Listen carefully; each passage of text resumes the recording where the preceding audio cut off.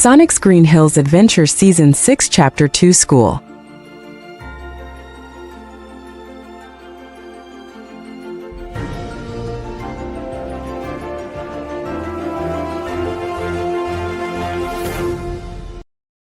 The following Monday morning arrived with the chaotic energy that only a first day back could bring.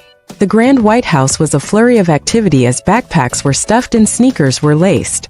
For the first time, the entire group was heading to Green Hills High and Middle School together, marking a new chapter of trying, as much as possible, to be normal teenagers. It was a sight to behold. Sonic, Shadow, and Silver all adjusted their backpacks, their quills groomed and their expressions a mix of excitement and, in Shadow's case, calm observation.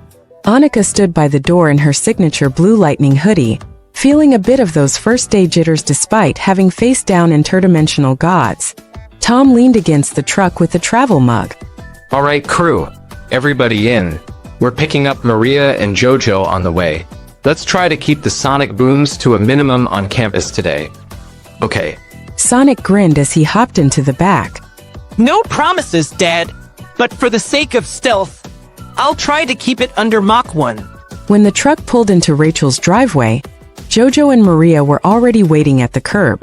Maria looked a bit nervous, clutching the straps of her backpack, but she smiled brightly when she saw the boys. I've been reading the student handbook Jojo gave me. I think I understand the concept of a locker, though I don't see why we can't just carry our things. Shadow opened the door for her. It's a human tradition, Maria. Just think of it as a very small metal home for your books. As the truck pulled into the school drop-off zone, a familiar figure was standing near the front gates. It was Veronica, looking uncharacteristically quiet. She wasn't surrounded by her usual clique. She was alone, holding a stack of flyers for the school's upcoming fall festival. She spotted the group and hesitated before walking toward them.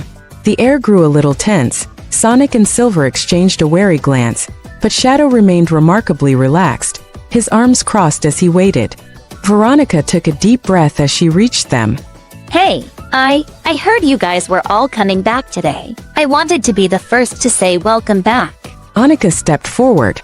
Hey Veronica, thanks. Veronica looked at the ground, then back at them. Look, I know I was, a lot, before. I want to make things up to you guys. I'm helping organize the festival, and I was wondering if you'd want to help. No pressure. I just want to prove I can be a better friend than I was. Silver smiled warmly, his gold eyes softening. We'd love to help, Veronica. Right, guys? Sure. As long as there's a pie-eating contest, I'm in. Veronica looked visibly relieved, a small smile playing on her lips. She walked with them toward the entrance, falling into step beside Annika and Maria. And you must be Maria. Jojo told me all about her new adoptive sister moving in. I love your dress. By the way, that shade of blue is incredible. Maria beamed. Thank you, Veronica. I'm very excited to learn about home economics. I've heard it involves making cookies. As they walked through the double doors, the slice of life feel was stronger than ever. The hallway was a sea of students, lockers slamming, and the hum of gossip. Between the hedgehogs trying to look casual, Annika checking her schedule, and Veronica acting as an unexpected guide, the team felt more grounded than they ever had. There were no shadows in the lockers and no magic in the chalkboards. It was just a Monday morning. The halls of Green Hills High were a far cry from the cold, sterile corridors of the Ark or the chaotic battlefields of the Great Forest. The sun streamed through high windows, illuminating polished floors and walls decorated with bright banners for the Green Hills Goats. It was a pleasant, bustling environment that smelled faintly of floor wax and cafeteria cinnamon rolls. For Maria and Annika, the sheer volume of normal was overwhelming. They stood in the center of the main hallway, clutching their schedules like maps to a foreign land. To them, the rhythmic slamming of lockers sounded like small explosions, and the bell was a startling clarion call they didn't quite know how to interpret. Veronica stepped in between them with a confident, grounding smile. Okay, deep breaths, guys. I know it looks like a hive of bees right now, but there's a logic to it. Maria, you're looking for room 204 that's just past the library. Annika, you're with me for social studies. Maria looked around wide-eyed. Everyone is moving with such purpose. Is there a drill occurring? Do we need to find a designated safety zone? Veronica chuckled softly, reaching out to gently guide Maria away from a group of running freshmen. No drill, Maria. That's just the 5-minute passing period. It's basically a high-speed race to get books before the next teacher closes the door. Here, follow me. We'll take the side hallway. It's quieter and has the best view of the courtyard. Veronica proved to be an expert navigator. She didn't just show them where the rooms were. She translated the strange culture of an American public school. She showed them how to use the combination locks, which Maria found fascinatingly analog, and explained that the cafeteria was the social heart of the building. Wait, so we all eat at the same time? Isn't that inefficient for the kitchen staff? Totally inefficient, Anika. But it's when you find out who's dating who and who's failing algebra. Trust me, it's the most important subject you'll take. Maria touched the smooth surface of a locker. It's so much more colorful than the Ark. And the people, they all look so different. No uniforms, no military ranks. That's the best part about this place. You get to be whoever you want. And since you're with me, nobody is going to give you a hard time about being the new kids. Consider me your official Green Hills ambassador. As they walked, they passed Sonic and Shadow near the gym. Sonic was already high-fiving the track coach, while Shadow stood nearby, looking remarkably relaxed as he observed the student body. He gave Annika and Maria a subtle nod of approval when he saw them walking with Veronica. There was a genuine sense of growth in the air. Veronica wasn't just helping them to be nice. She seemed to be finding her own place by being the bridge between the extraordinary lives they led and the ordinary world they were now part of. Annika felt the tension leave her shoulders. Thanks, Veronica. I think I'm actually going to like it here. You're going to love it. Now, let's get to class before the second bell. I promised your brothers I'd get you there in one piece, and I don't want to find out what happens if I break a promise to Shadow. The trio disappeared into the flow of students, 3 girls from completely different worlds finding a common rhythm in the halls of a simple town school. The slow burn of their new life was warming up, and for the moment, the only thing on the horizon was a midterm quiz and a shared lunch. The final bell of the day didn't just signal the end of classes. It signaled the beginning of something the school hadn't heard in a long time. As the hallways cleared, Veronica led Annika and Maria toward the music wing, where the muffled rhythmic thumping of a bass drum began to echo through the lockers. When the girls pushed open the heavy soundproof doors of the band room, they were hit with a wall of professional-grade sound. Joey was a blur of motion behind the drum kit, his sticks hitting the snares with a precision that kept the entire room in a tight driving pocket. Crystal was hunched over her double-stack keyboards, her fingers dancing across the keys to create a lush, synth-driven atmosphere that felt like a summer night.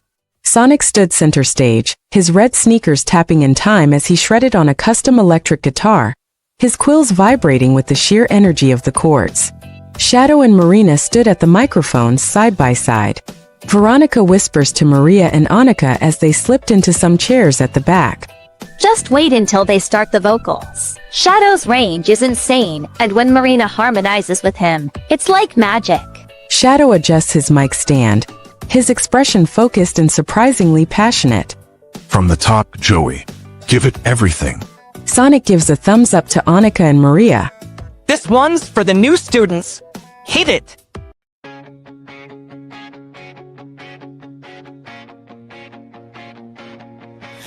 I walked a path of silver dust and stone. 1,000 years of feeling all alone.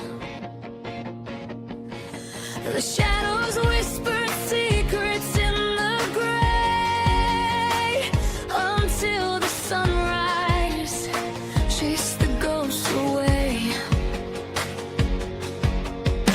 I saw the rifts across the velvet sky, the echoes of a world that passed us by.